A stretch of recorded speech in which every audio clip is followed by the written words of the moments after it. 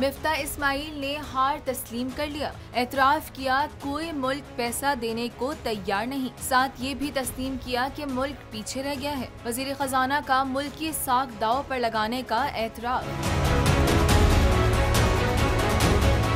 مفتاح اسماعیل کہتے ہیں کہ اب دنیا ہمیں پیسے بھی نہیں دیتی، ہم نے اپنا کام کر دیا، اب IMF سے کام بھی ہو جائے گا۔ اب ہم کو دنیا جو ہے وہ پیسے بھی نہیں دیتی۔ پچھلے جو سالوں میں ہم نے جو قرض لیتے رہے صرف in the last 4 years our actually total debt increased by 79% in 4 years۔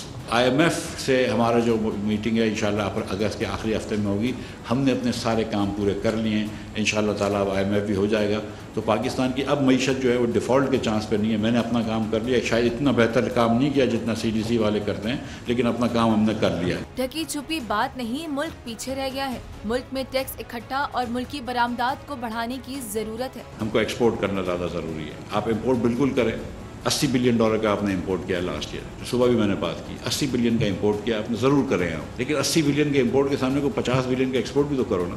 ملک ہمارا جو ہے وہ سچی بات ہے کہ پیچھے رہ گیا ہے، مطلب اب اس میں ٹکی چھپی بات نہیں ہے۔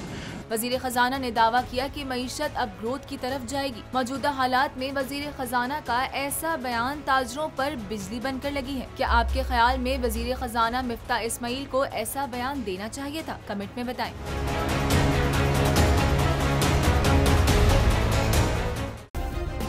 سبسکرائب کریں اور بیل دبائیں تاکہ کوئی خبر رہ نہ جائے۔